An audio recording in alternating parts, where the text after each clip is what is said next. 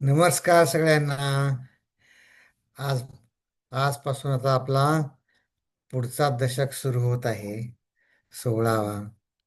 तर आज आपण पुन्हा एकदा श्री गणेशाला पुन्हा एकदा वंदन करू आणि आपण सुरू करूया.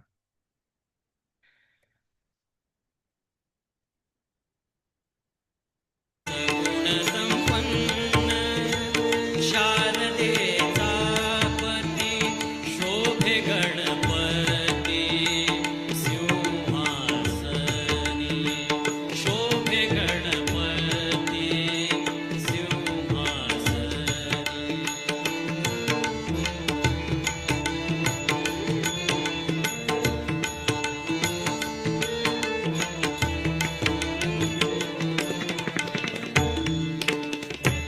तोची माझा सखा विद्येचा सागर तोची माझा सखा विद्येचा सागर तोची माझा सखा विद्येचा सागर दीनांचा दातार गणराया दीनांचा दातार गणराया गणराया सगुण संपन्न शारदेचा पती सगुण संपन्न शारदेचा पती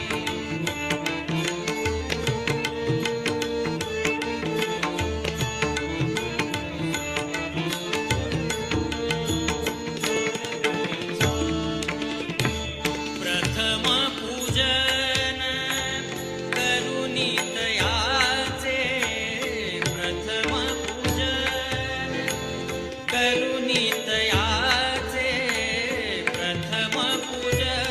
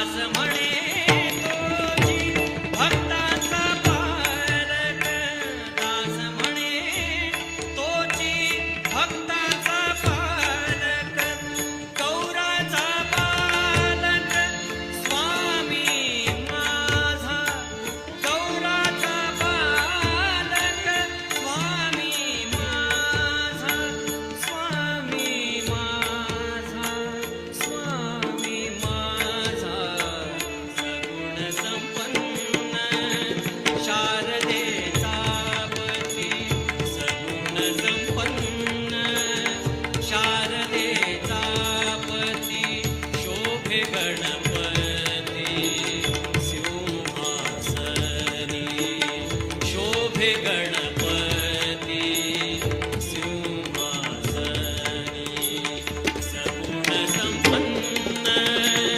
शारदेचा पती, सगुण संपन्न शारदेचा पती, शारदेचा पती, शारदेचा पती.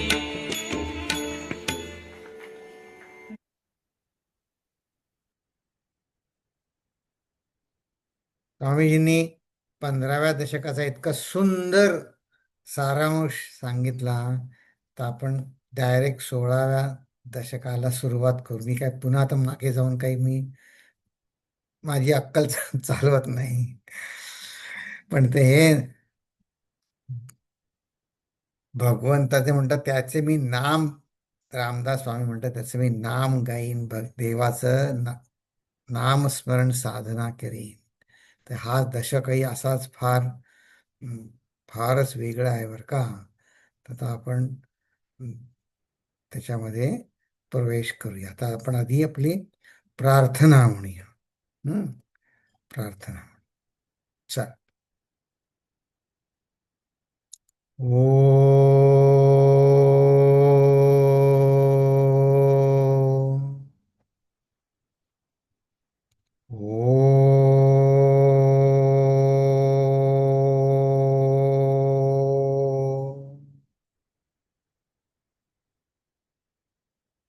ओ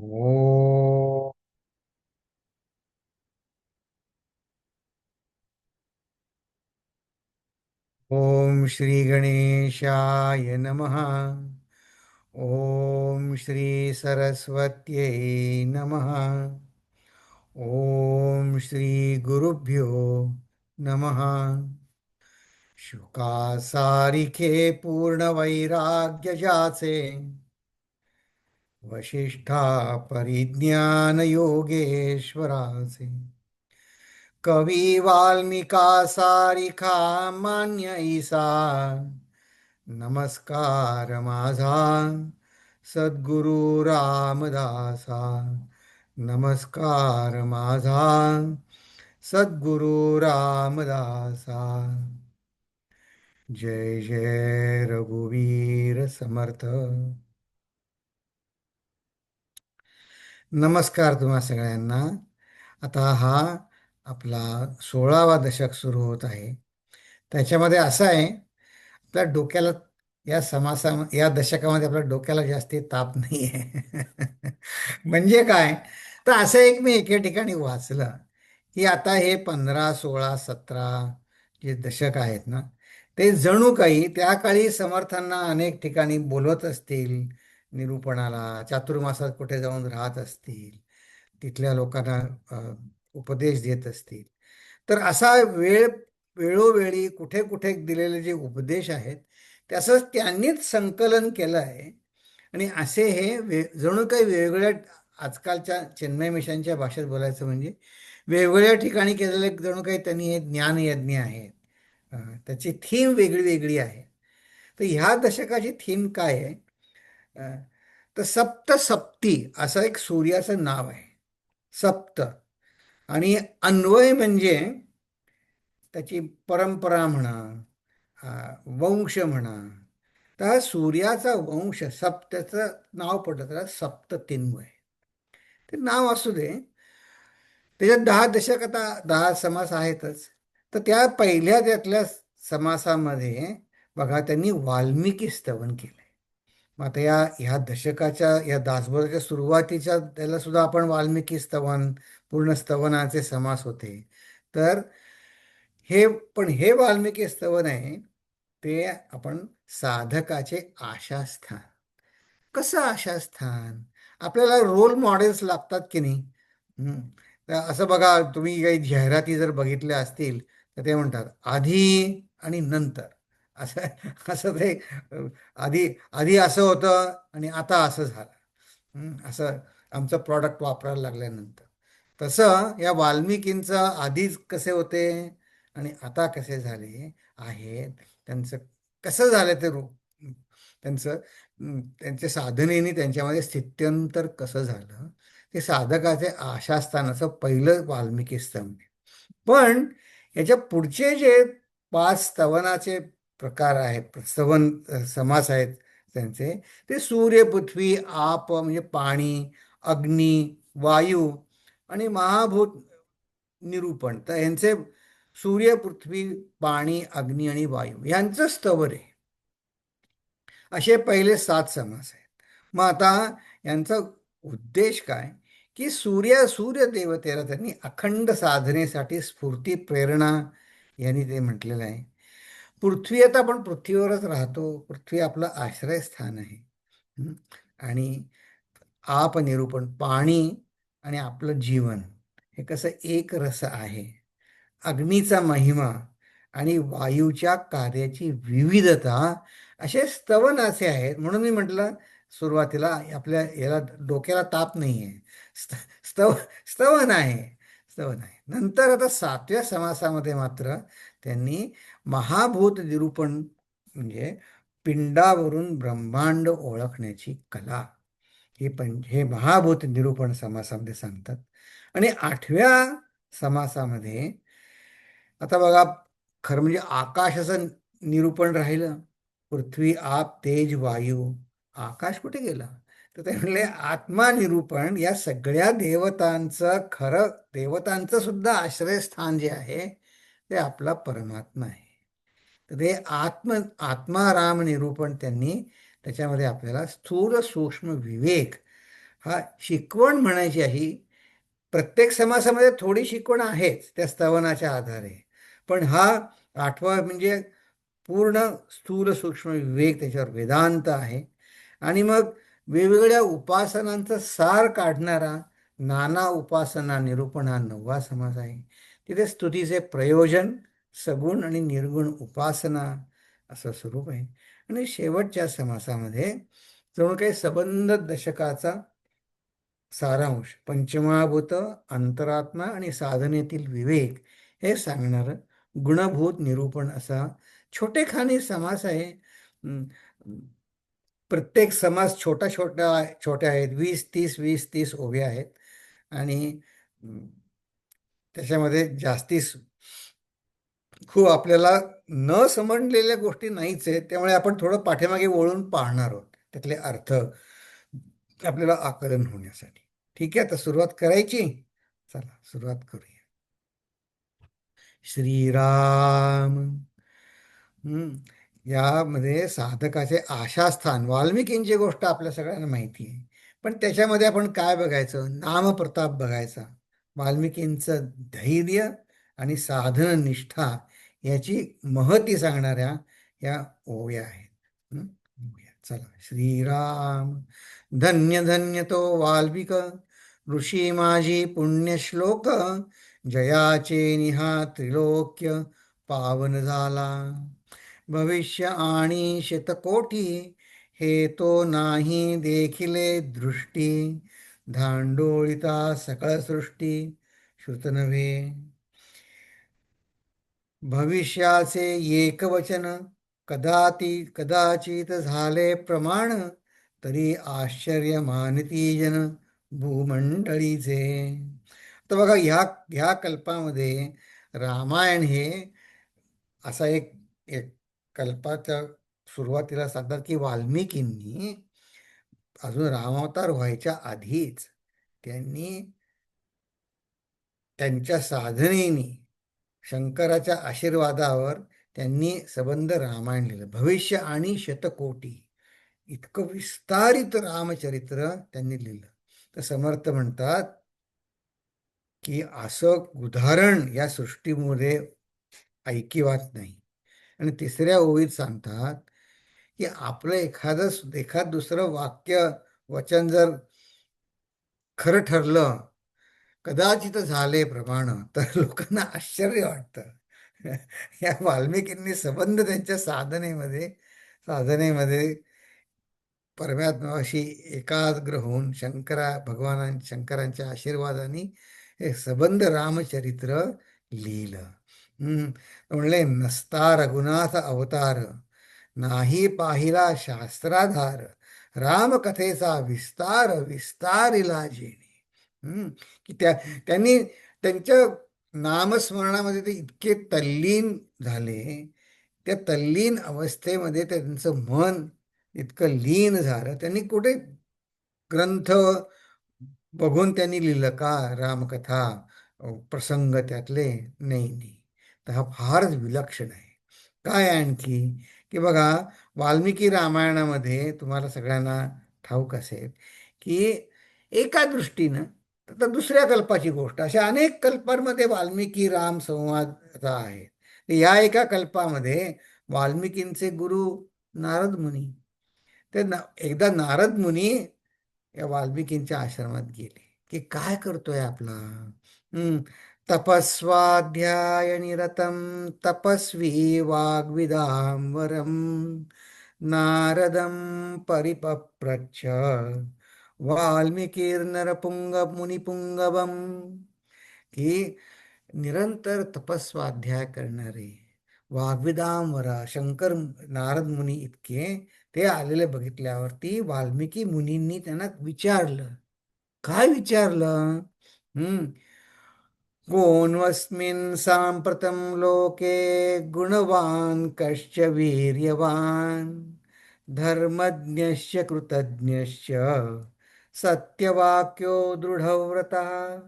या आजकालच्या जगात ह्याच्यामध्ये कोणी असा आहे का गुणवान, वीर्यवान, धैर्यवान, धर्मज्ञ, कृतज्ञ, सत्यवाक्यो दृढव्रतः? मी वाल्मिकी रामायणातल्या पहिल्या सर्गातल्या बालकांडातल्या पहिल्या दोन ओव्या आहेत. आणि हे सांगायचं माझं विशेष प्रयोजन असं की काही वर्षांपूर्वी भारत भेटीमध्ये गुरुजींनी मला हे त्यांना समर्थांचं जे दुर्मिळ हस्तलिखित उपलब्ध आहेत, त्याच्यामध्ये त्यांनी वाल्मिकी रामायणातलं टाकळीला बालकांड लिहिलेल्या या ओव्या आहेत. ह्या तेवढंच मिळालंय वाल्मिकी रामायणातलं, फक्त बालकांड एवढंच मिळालंय. आणखी बाकीचे कांड मिळालेले नाही आहेत. आणि त्याच्यामध्ये दोन श्लोक आहेत बघा. त्याच्यामध्ये दोन श्लोक आहेत हे. तपस्वाध्याय निरतम तपस्वी वाग्विदांबरम नारदम परिपप्रच्छ वाल्मिकीर्मुनिसत्तमः कोन्वस्मिन् साम्प्रतः लोके गुणवान् कश्च वीर्यवान् धर्मज्ञश्च कृतज्ञश्च सत्यवाक्यो दृढव्रतः. ते मोडीची छाप आहे या लिपीवरती. आणि ते का माहिती नाही बा, पण ते शब्द पूर्ण कागद पूर्ण संपेपर्यंत तो शब्द अर्धवट राहिला तरी मग पुढच्या ओळीत पुरा करतात. असं आहे. पण ते त्यांचा हस्ताक्षर त्यांनी साधना म्हणून सबंध वाल्मिकी रामायण समर्थांनी लिहिलं. साधना म्हणून एवढ्या छोटे असताना टाकळीला आल्यावर. पण ते असो. तर ऐसा जयाचा वाघविळास ऐकोन संतोषला महेश. मग विभागिले त्रयत लोक्यास शतकोटी रामायणे चरितं रघुनाथस्य शतकोटी प्रविस्तरम एकैकमक्षरं पुंसां महापातकनाशनम. तुम्हाला सगळ्यांना परिचित आहे. याचे कवित्व शंकरे पाहिले, इतरा नवचे अनुमानले. बाकीच्यांना त्यांच्या कवित्वाची म्हणजे क्रांतदर्शी, पुढे काय होणार हे त्यांना कळतं, त्याला म्हणतात कवी. तर इतरांना त्याची कल्पना सुद्धा येणार नाही. राम उपासकासी झाले परमसाधन. वाल्मिकींचं जे रामायण आहे, त्यांनी साधना केल्यानंतर त्याची साधना जी प्रगट फळास आली, त्याने आपल्यासारखा आम्हाला साधकांना परम समाधान लाभलं. ऋषी होते थोर थोर, बहुती केला कवित्व विचार, परी वाल्मिका सारिखा कवेश्वर, न भूतो न भविष्यती. ही स्तवन आहे, सोपं आहे ओव्या, त्याच्यामध्ये काही कळायला कठीण नाही आहे. पण हे कसे होते वाल्मिकी? पूर्वी केली दुष्टकर्मी, परी पावन झाला रामनामी, नाम जपता दृढनेमी, पुण्ये सीमा सांडिली. या नामनामाची आपण कीर्ती बघणार आहोत, नाम नाम साधनेची, की कितीतरी दृष्टीने विचार केला तरी नामासारखं इतकं फलदायी, इतकं सोपं, इतकं खात्रीशीर आणि आपल्याला जमणार असं साधन हे असं आहे. त्यांनी त्या वाल्मिकींनी रामनाम जपता नेमे, पुण्ये सीमा सांडिली, अमर्याद पुण्य केलं. उफराटे नाम म्हणता वाचे, पर्वत फुटले पापाचे, असं सांगतात. तुलसीदासांनी रामचरित मानसमध्ये मध्ये म्हटलंय. तर म्हणजे त्यांना राम राम म्हणताच येत नव्हतं, नारदांनी सांगितलं ते, त्यामुळे खूपच कठीण आहे. मग म्हणले, मरा उलट म्हणतो, मरा मरा. हा म्हणे, मी दरोडेखोर आहे, मरा मरा, ते माझ्या परिचयाचं परिचयाचं आहे. ते हा, याला मारलं त्याला मारलं, मरा मरा, हा ते सोयीचं आहे. ठीक आहे म्हणले, तेच म्हण, मरा मरा मरा, मरा म्हण. राम राम राम म्हणता म्हणता राम राम झालं. उपराटे नाम म्हणता वाचे, पर्वत फुटले पापाचे, ध्वज उभारले पुण्याचे, ब्रह्मांडावरते. या पुण्याची परिसीमा नामजपाने साधली. वाल्मिके जेथे तप केले, ते वन पुण्य पावन झाले. शुष्क काष्टी अंकुर फुटले, तपोबळे ज्याच्या. त्यांच्या तपाने वाल्मिकी तुलसी रामायणात वर्णन आहे. वाल्मिकींच्या आश्रमामध्ये जेव्हा राम येतात, त्या आश्रमाचं वर्णन आहे म्हणे, सगळे तिथे पशु पक्षी प्राणी एकमेकाचं वैर विसरून त्या आश्रमात होते. ते बघितल्यावरच राम म्हणले, हा वाल्मिकींचा आश्रम असला पाहिजे. कारण हे प वन्य प्राणी सगळे एकमेकांचं वैर त्यांनी विसरलं कसं काय, ते सगळे वैर विसरून त्यांनी हे केलं. एक जण सांगायचे, ते आता लहान कुटुंबात, मोठ्या कुटुंबात पण चाळीत वाढलेले. तर तर घरी सगळं कसं, आई वडील घरी असले की सगळं चडीचूप सगळं व्यवस्थित असे की आणि मग मग आरडा, आई वडील बाहेर गेले असले म्हणले, आमचा आरडाओरडा व्हायचा, भावंडांमध्ये भांडणं. मग शेजारी यायचे, अरे हां, आज आई घरात दिसत नाहीये. बाहेर गेले वाटतं आई. किंवा सगळ्यांना कळायचं की हा, इथे म्हणे घरी आई नाहीये. याचा अर्थ काय, की त्याच्या पुण्याचा त्या माणसाच्या प्रभाव असतो. हं, की हा आई आहे. ऑफिसमध्ये सुद्धा हा बॉस आलेला आहे. काम करतात सगळे. वंदिजे सकळी विभूती आणि ऋषेश्वरी. देवदेवतांमध्ये ऋषींमध्ये सगळ्यांना तो वंदन झाला. काय ट्रान्सफॉर्मेशन आहे बघा. आता ही वाल्या कोळ्याची गोष्ट आपल्या उपनिषद गंगेमध्ये सुद्धा आपण बरेच वेळा बघितली आहे. ते सगळ्यांना ही कथा तुम्हाला सगळ्यांना माहितीच आहे. त्या नारदजींना सुद्धा जेव्हा त्यांनी लुटलं, तर नारदजी म्हणले, अरे जे लुटायचं ते तर लुटलं नाही तू. ते तो विचार, जरा विचार कर. मग बघा, त्यांनी पालटला तो. उपरती त्याला काय झालं, पालटला म्हणजे काय झालं? उपरती आणि अनुताप, तेथे कैचे उरेल पाप, देहांत तपे पुण्यरूप, दुसरा जन्म झाला. हा, तसं रामदास स्वामींना अपेक्षित आहे.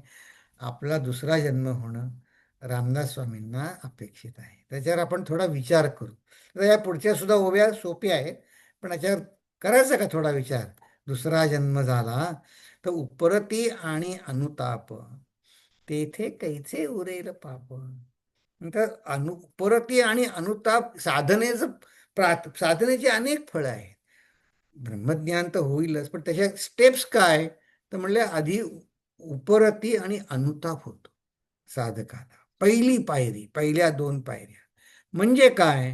तर बघा, समर्थांनी या 14 ब्रह्मांचा, ज्याला आपण कळस म्हटलं दासबोधाचा, 7व्या दशकामध्ये तिथे काय म्हणलंय? श्रवणे घडे उपरती, बद्धाचे मुमुक्ष होती, मुमुक्षाचे साधक अति, मोक्षाचे साधक अतिनेमेशी चालती. हा अगदी ठरलेला नियमच आहे. म्हणजे जणू दगडावरची रेग आहे. ह्याच नियमाने चालतात. श्रवण असं झालं पाहिजे की हा पटलं पाहिजे. हां, हे जे रामदास स्वामी सांगतायत ते खरं आहे.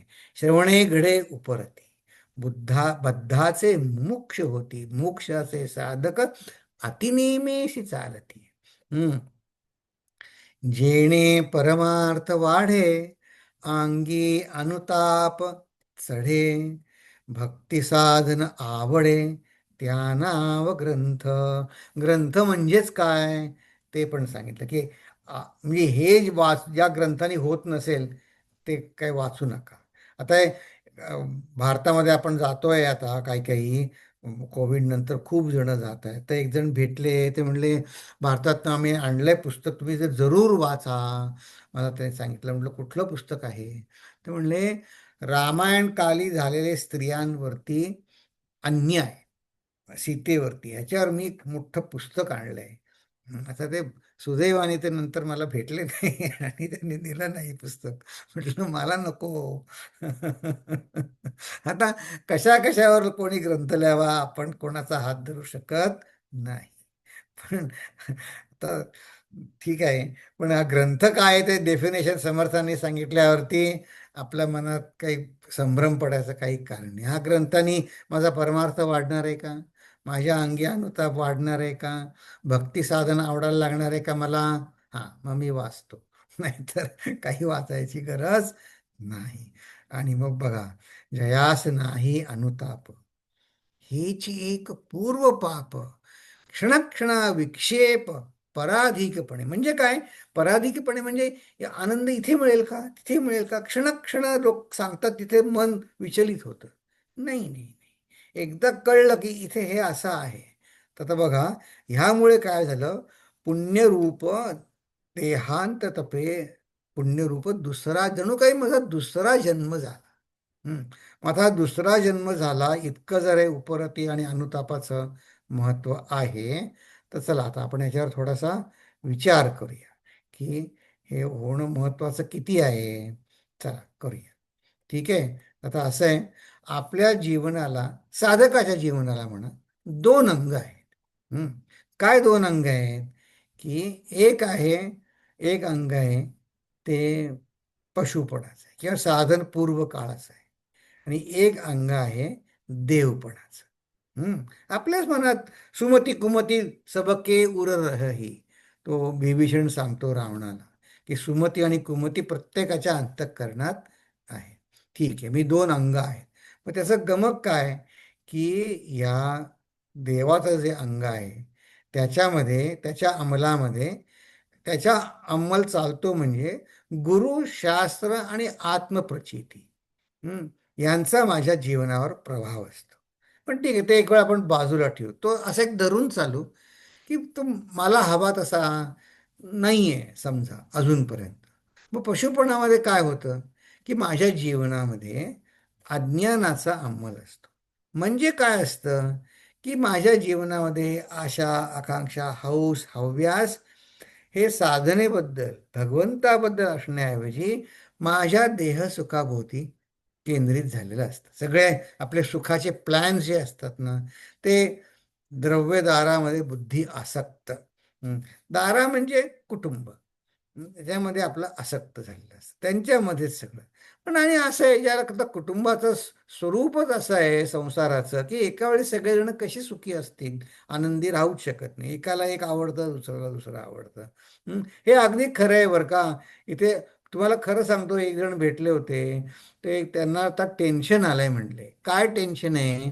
की आता आता कुठला चालू आहे, आता ऑक्टोबर महिना चालू आहे ना, मा स्प्रिंग ब्रेकला कुठे व्हेकेशनला जायचं, ह्याचं म्हणे मला टेन्शन आलंय, कारण घरात कोणाचं एकमत नाही.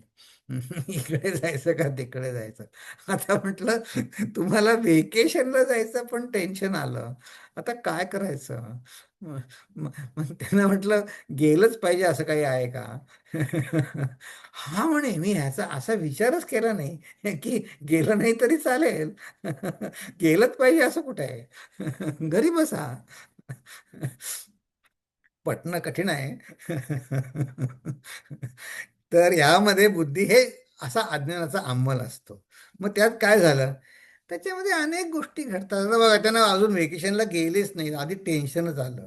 तर त्याच्यामध्ये काय होतं, रोग, दारिद्र्य, अपघात, स्वजनांचा मृत्यू, किंवा त्यांना बरं नाही, त्यांना असाध्य रोग होतो.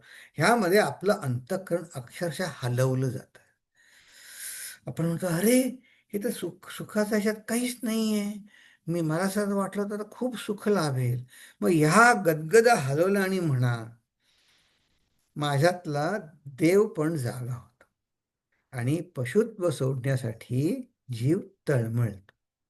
त्याला आपण मुमुक्षुत्व म्हटलं. मग आता मुमुक्षू झाल्यावर काय होतं, की मुमुक्षू म्हणजे पूर्वजीवनात झालेल्या कालव्ययामुळे, म्हणजे वेळ फुकट गेला त्याला अनुताप होतो आणि आत्मज्ञानाबद्दल तळमळ त्याच्या मनामध्ये सुरू होते. ह्यालाच ते म्हणतात अनुतापाने आपल्या आयुष्यात आमूलाग्र बदल होतो, किंवा मुमुक्षुत्व हा नवीन जन्म मानलाय. हं. तर हा क्रम सोपा आहे, बघा तुम्ही विचार करा. की मुमुक्षुत्व म्हणजे जणू काही माझा नवीन जन्म झाला. हं. मग देहांत तपे पुण्यरूप दुसरा जन्म झाला. बर, मग पुढे काय झालं. मग काय केलं वाल्मिकींनी, वाल्या कोळ्यांनी काय केलं. अनुतापे आसन घातले. असं इतकी निष्ठेने त्यांनी साधना करायला सुरुवात केली. मग त्या देहाच्या अवतीभोवती वारुळ झालं तरी त्याला भान नाही. देहांचे वारुळ झाले, तेची नाम पुढे पडिले. वाल्मिक ऐसे. वारुळाला संस्कृतमध्ये वल्मिक म्हणतात, आणि वल्मिकमध्ये राहणारा तो वाल्मिक, असा तो वाल्मिकी मुनी झाले. वारुळास वाल्मिक बोलिजे, म्हणून वाल्मिक नाम साजे. जयाच्या तीव्र तपे झिजे, हृदय तापसाचे. त्याच्या तीव्र तपानी, त्याच्या सहृदय अंतःकरणाच्या तेजानी आजूबाजूच्या हृदय त्याचे तीव्र तपे झिजे, हृदय तापसाचे. मग वाल्मिकींनी आसन घातलं दृढनिष्ठेनी, आपल्याला घालता येईल का. हम्म.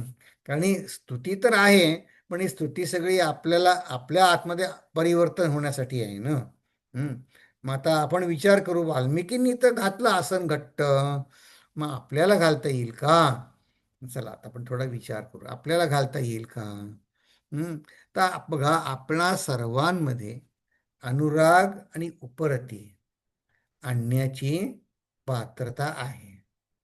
आहेच आपल्यामध्ये, नाहीतर आपण दासबोध वाचू का, दासबोधाचं अध्ययन करायला येऊ का. आपल्यामध्ये आहे सर्वांमध्ये. मग चला या पात्रतेवर आपण थोडा विचार करू, की आपणा सर्वांमध्ये अनुराग आणि उपरती आणण्याची पात्रता आहे. मग ते परिवर्तन घडून आणा, कुठलाही बदल व्हायला शक्ती लागते की नाही हो. तर हे घडून यायला आपली आंतरिक शक्ती जागृत व्हावी लागते. ही ती शक्ती कसरत करून ट्रेडमिलवर नाही आहे, ती आंतरिक शक्ती आहे.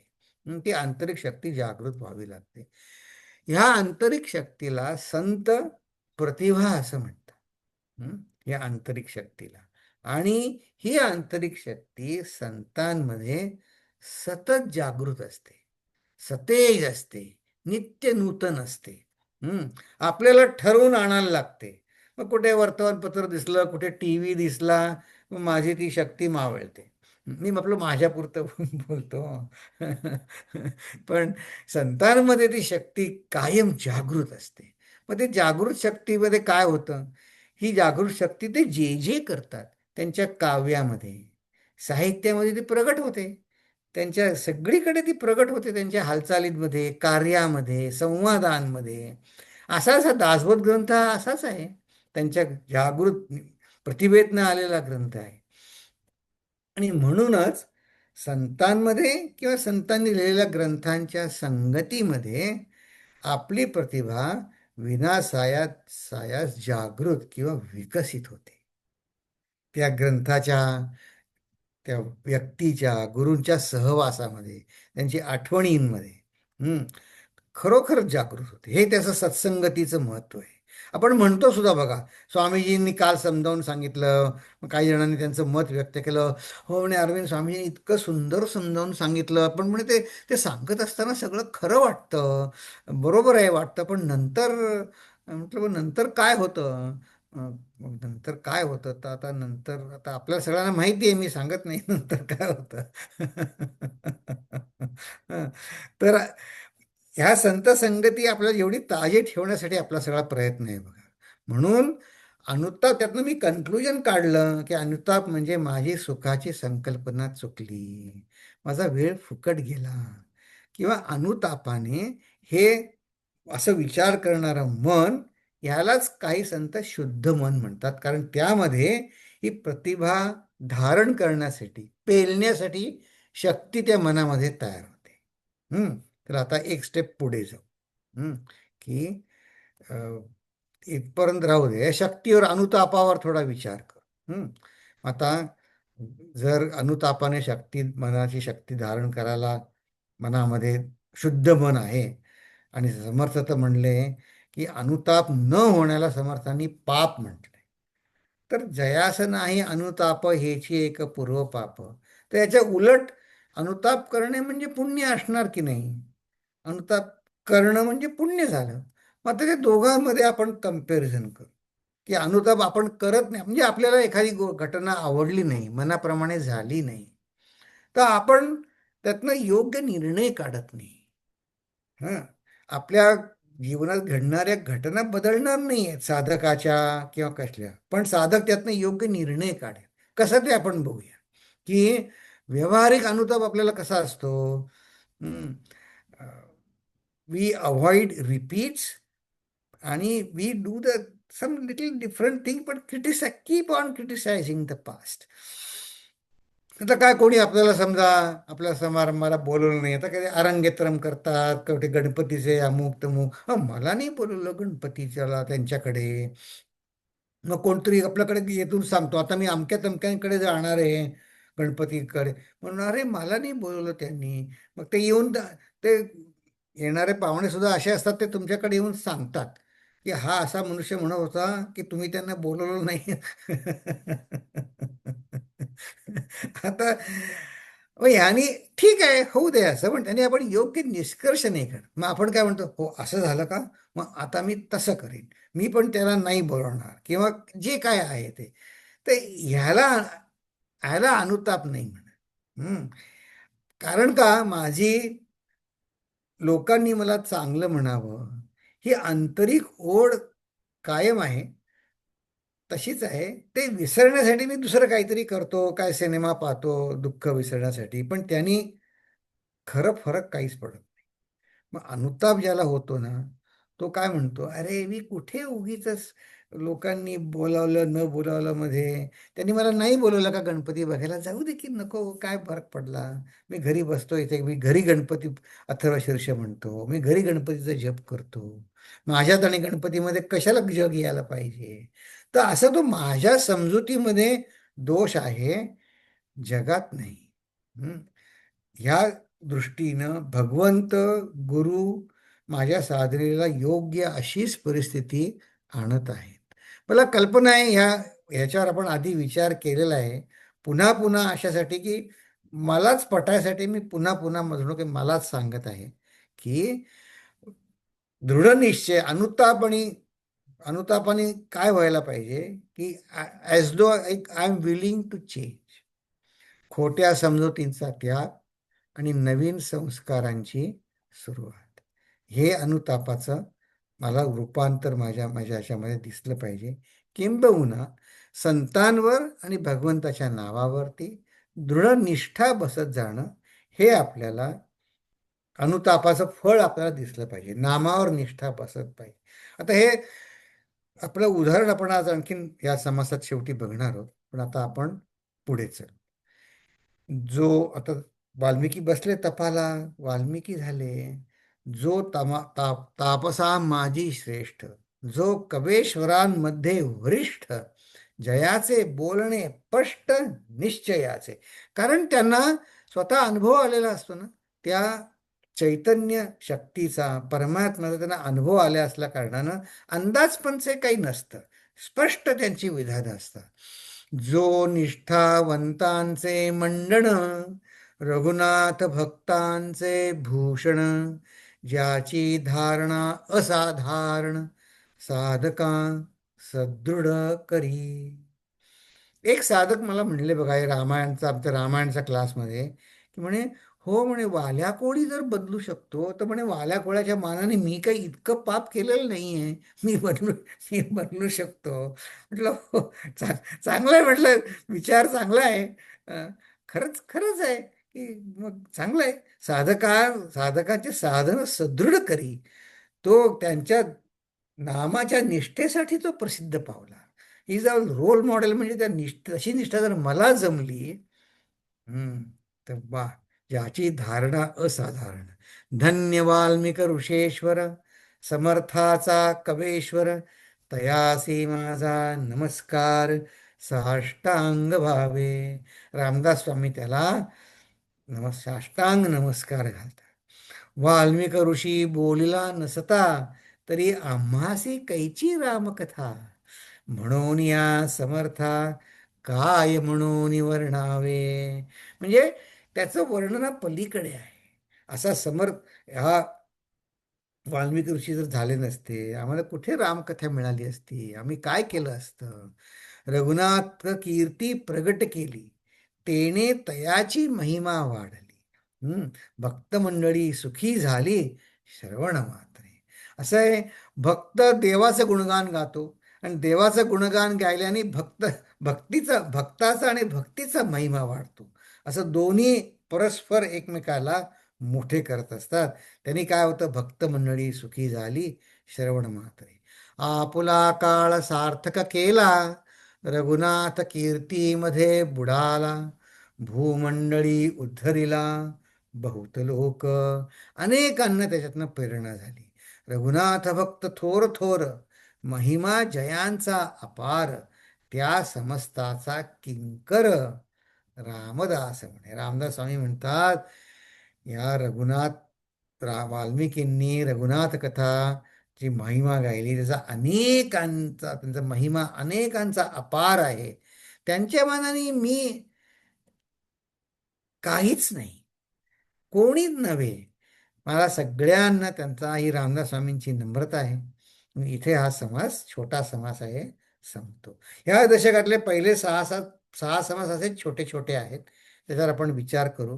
मग आता आपण वाल्मिकींच्या समासामधनं आपण काय शिकलो, तर वाल्मिकींची साधना, त्यांची नामनिष्ठा. त्यांनी नाम जपाशिवाय दुसरं साधन केलं नाही बघा. त्यांनी एक नाम जप केलं. दुसरं काय केलं, त्यांनी उपरती म्हणजे जुन्या सवयीपासून ते परत फिरले. जुन्या सवयीपासून ते परत फिरले. पूर्वसंस्कार मिटवण्यासाठी त्यांनी प्रयत्न केले. आणि जे प्रयत्न केले ते इतके कसोशीने केले की त्या प्रयत्नांचं फळ जे बाहेर दिसलं, साधना फळाला आल्यावर त्याचं सौंदर्य आणि साहित्य रचना, त्यांनी इतरांना प्रेरणा मिळाली. तर इतकी महती बघा या वाल्मिकींचे या समासामधनं आहे. आणि ह्याच काळामध्ये वाल्मिकींचं महती सांगणारं आणि त्यांच्या केलेल्या साधनेला फळ, नाम साधनेला, आपण एक भजन, पूज्य गुरुजींनी जे रचलेलं, गायलेलं, संगीत दिलेलं भजन आहे, ते आपण ऐकूया. नामनिष्ठेवर आहे ते. भजनाने आपण आपला आजचा अभ्यास वर्ग संपवूया. ठीक आहे. नामनिष्ठेवरती भजन आहे, फार सुंदर आहे, फार कन्व्हिन्सिंग आहे, संवादात्मक आहे. आणि जसं वाल्मिकींच्या त्यांचं फळाला आल्यावर तिचं सौंदर्य, साहित्य रचना त्यांची रामदास स्वामी म्हणले तसं, रघुनाथ भक्त थोर थोर, महिमा जयांचा अपार. तसं स्वामींच्या साधनेचा आपण आपल्याला मार्गदर्शक ठरेल असं हे भजन आहे. ठीक आहे. चला. नाम जपाचे महत्व सांगणारं भजन आहे. रामनाम जपाने होय महासुख, रामनाम जपाने होय महासुख. नका धरू संशय मुळी येत, नका धरू संशय मुळी येत. रामनाम जपाने होय महासुख, रामनाम जपाने होय महासुख.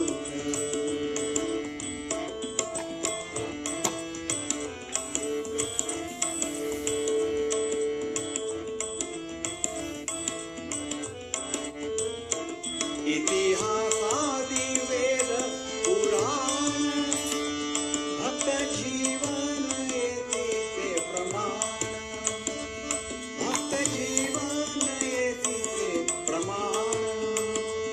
पहा तुम्ही करुणी साधन, पहा तुम्ही करुणी साधन. सोडून युक्ती अनुमान, सोडून युक्ती अनुमान. रामनाम जपाने होय महासुख, रामनाम जपाने होय महासुख.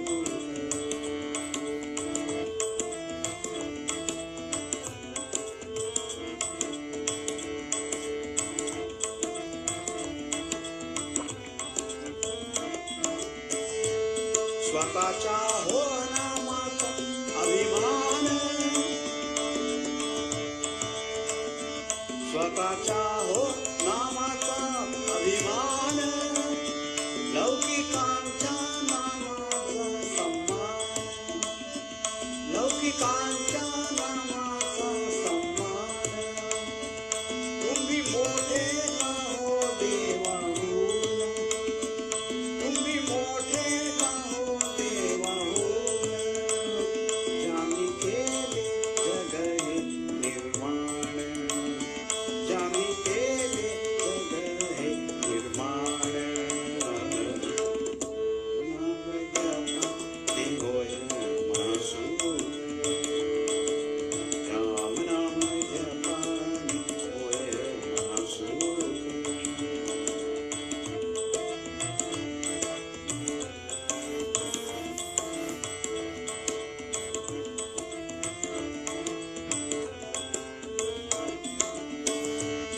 आताच्या भोवती धन जन धरून, आताच्या भोवती धन जन धरून. करी अर्पण देवासी तू सर्व, करी अर्पण देवासी तू सर्व. रामनामी प्रेमाने रंगून, रामनामी प्रेमाने रंगून. सुखमय करी तू जीवन, सुखमय करी तू जीवन. रामनाम जपाने होय महासुख, रामनाम जपाने होय महासुख. नका धरू संशय मुळी येत, नका धरू संशय मुळी येत. रामनाम जपाने होय महासुख, रामनाम जपाने होय महासुख. रामनाम, रामनाम जपाने होय महासुख. सुख, सुख,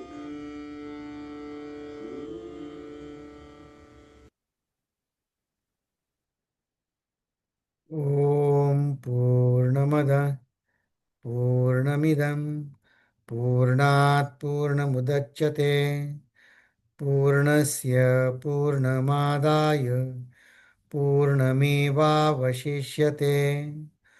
ॐ शान्ति शान्ति शान्तिः हरिः ॐ श्रीगुरुभ्यो नमः हरिः ॐ